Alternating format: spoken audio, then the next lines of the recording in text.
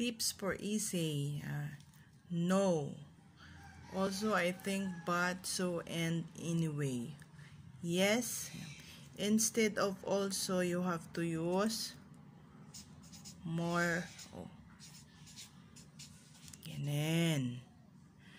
I think, in my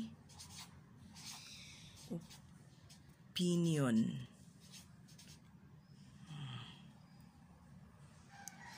But,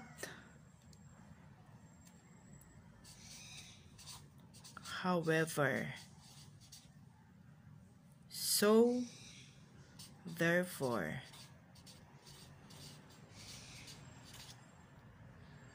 and, in addition.